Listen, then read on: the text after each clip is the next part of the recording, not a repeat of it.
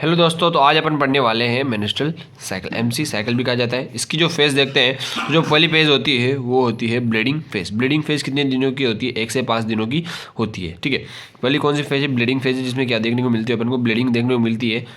तो ये 1 से 5 दिनों की होती है। देखो, जब क्या होता है, आप कार्पस लूटियम, एक कार्पस लूटियम नाम का आपने पढ़ा होगा। क्या होगा कार्पस लूटियम? क्या होता है, जब ग्राफेन फॉलिकल्स क्या होता है, उसमें से क्या होता है, ओव्यूलेशन हो जाता है, तो क्या बनता है? कार्पस लूटियम बनता है। तो कार्पस लूटियम जब डिस्ट्रॉय हो जाएगा तो प्रोजेस्टेरॉन और एस्ट्रोजन की जो लेवल है वो भी क्या हो जाएगी? डिक्रीज हो जाएगी। जब कार्पस लूटियम डिस्ट्रॉय होने के कारण एस्ट्रोजन एंड प्रोजेस्टेरॉन की लेवल डिक्रीज हो गई, उससे वेसो कॉन्स्ट्रिक्शन हो जाएगा, वेसल्स कॉन्स्ट्रिक्ट हो जाएगी, और उससे ब्लड सप्लाई क्या हो जाएगी? यूट्रस की डिक्रीज हो जाएगी। और ब्लड सप्लाई डिक्रीज होते ही यूट्रस की उसकी ऑक्सीजन सप्लाई भी डिक्रीज हो जाएगी, और ऑक्सीजन सप्लाई डिक्रीज होने के कारण सेल क्या हो जाने लग जाएगी? डेड हो जाएगी। डेड हो जाएगी यानी मरने लग जाएगी। और उसे अपन एक टर्म का नाम देते हैं जिसे कहते हैं नेक्रोसिस। ठीक है, नेक्रोसिस कहते हैं, यानी necrosis of endometrium of uterus. Uterus की जो एंडोमेट्रियम वाली है उसका नेक्रोसिस होने लग जाएगा, सेल डेड होने लग जाएगी। ठीक है, shedding of endometrial dead cell क्या हो जाएगी? शेडिंग यानी गिरने लग जाएगी नीचे। और blood vessels open, blood vessels क्या हो जाएगी? ओपन हो जाएगी। और ब्लड वेसल्स ओपन होते ही क्या देखने को मिलेगी अपन को? ब्लीडिंग। अब ब्लीडिंग देखने को मिलेगी, तो देखो, ब्लीडिंग होते ही ब्लड सेल्स कहाँ पर कलेक्ट हो जाएगी? यूट्राइन कैविटी में। अब ब्लड सेल्स कलेक्ट हो जाएगी यूट्राइन कैविटी में, तो वहाँ पर जो नर्व सप्लाई होती है किसकी? यूट्रस को, तो वो क्या हो जाएगी? स्टिमुलेट हो जाएगी। अब नर्व सप्लाई स्टिमुलेट हो गई कहाँ की? यूट्रस की। तो क्या होगा? Impulse transfer to the hypothalamus. जो स्टिमुलेट हो गई नर्व सप्लाई, तो नर्व सप्लाई कहाँ जाएगी? हाइपोथैलेमस को जाएगी। और हाइपोथैलेमस क्या करेगा? इम्पल्स करेगा, ट्रांसफर करेगा। कहाँ पर करेगा?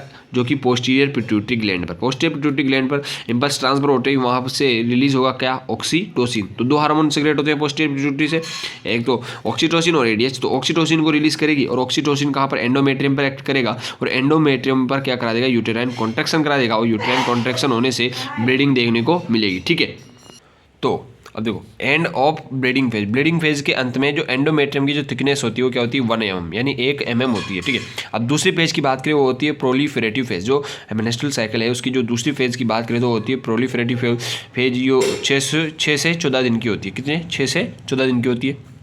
अपने ब्लीडिंग फेज की बात की, वो 105 दिन की होती है। ठीक है, तो जो प्रोलिफरेटिव फेज में क्या होता है, जो ओवरी होती है अपनी ओवरी, ये कहाँ पर प्रोलिफरेटिव फेज? यूट्रस में चल रही है, लेकिन ओवरी में भी इस टाइम पे क्या चलती है? फॉलिकुलर फेज चलती है।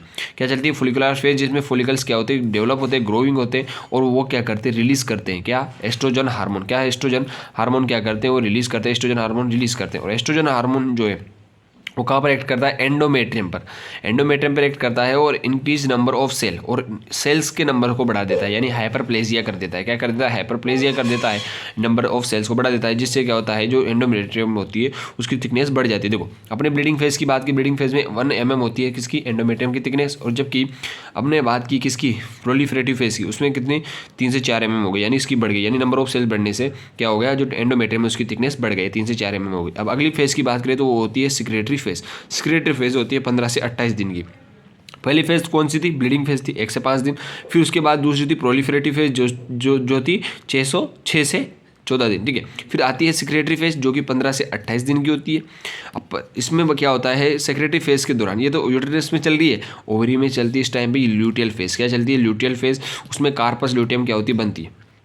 ल्यूटियल फेज में क्या बन रही है? वहाँ पर कार्पस ल्यूटियम बन रही है, और कार्पस ल्यूटियम 2 हार्मोन सिक्रेट करती है, एक तो एस्ट्रोजन हार्मोन और एक प्रोजेस्टेरॉन हार्मोन। एक तो एस्ट्रोजन हार्मोन सिक्रेट कर रही है और एक प्रोजेस्टेरॉन हार्मोन सिक्रेट कर रही है। अब एस्ट्रोजन हार्मोन की बात करें तो एस्ट्रोजन हार्मोन क्या करता है? Increase number of cell. देखो, यहाँ पर अपन ने बात की कि एस्ट्रोजन हार्मोन क्या करता है? इंक्रीज नंबर ऑफ सेल बढ़ाता है, नंबर ऑफ सेल बढ़ाता है। तो यहाँ पर भी नंबर ऑफ सेल बढ़ाएगा। देखो कैसे नंबर ऑफ सेल, यानी 1 सेल से 2, 2 से तो 4, 4 से सेल 8 हो जाएगी, ऐसे सेल बढ़ती जाएगी, नंबर ऑफ सेल बढ़ा देगा। और इधर प्रोजेस्टेरॉन क्या करेगा? साइज को बढ़ाएगा, इन सेल की साइज को बढ़ाएगा। देखो ये साइज बढ़ गई, तो सेल साइज को क्या करेगा? बढ़ाने का काम करेगा प्रोजेस्टेरॉन। एस्ट्रोजन क्या करेगा? नंबर को बढ़ाने का करेगा, यानी सेल की क्या हो जाएगी? साइज दुगनी हो जाएगी, और उनकी जो नंबर है, उनके नंबर भी, संख्या भी क्या हो जाएगी? बढ़ जाएगी। तो एंडोमेट्रियम क्या हो जाएगी? प्रिपेयर हो जाएगी। एंडोमेट्रियम क्या हो जाएगी? प्रिपेयर हो जाएगी। और एंडोमेट्रियम प्रिपेयर होकर क्या करेगी? For next menstrual cycle. यदि fertilization do not take place, यदि फर्टिलाइजेशन नहीं होता है तो नेक्स्ट मेंस्ट्रुअल साइकिल के लिए क्या होगी? एंडोमेट्रियम प्रिपेयर होगी। और यदि क्या होता है? फर्टिलाइजेशन हो जाता है तो इम्प्लांटेशन के लिए, बेबी डिलीवर के लिए हो जाएगी, मतलब फिटस को इम्प्लांट करने के लिए एंडोमेट्रियम प्रिपेयर हो जाएगी। तो ये 2 कारण हो जाएंगे। ठीक है, तो अब इसमें क्या हो गया? एंडोमेट्रियम की जो थिकनेस है वो कितनी हो गई? 5 से 6 mm हो जाती है। ठीक है। तो ये मेंस्ट्रुअल साइकिल था, तो देखो एंडोमेट्रियम प्रिपेयर हो गया और फॉर नेक्स्ट मेंस्ट्रुअल साइकिल। अब नेक्स्ट मेंस्ट्रुअल साइकिल यानी वापस वही ब्लीडिंग फेज चलेगी और फिर वापस प्रोलिफरेटिव फेज, फिर वापस लास्ट वाली ये सिक्रेटिव फेज चलेगी जिसमें वापस एंडोमेट्रियम प्रिपेयर हो जाएगी। और ऐसे अगर यदि फर्टिलाइजेशन नहीं होता है तो मेंस्ट्रुअल साइकिल के लिए हो जाएगी, और यदि फर्टिलाइजेशन हो जाता है तो नेक्स्ट इम्प्लांटेशन के लिए हो जाएगी और वहाँ पर फीटस इम्प्लांट हो जाएगा। ठीक है। तो ये आपने मेंस्ट्रुअल साइकिल पढ़ लिया। अगर आपको वीडियो पसंद आता है तो चैनल को सब्सक्राइब कर दीजिए और लाइक कर दीजिए। ठीक है।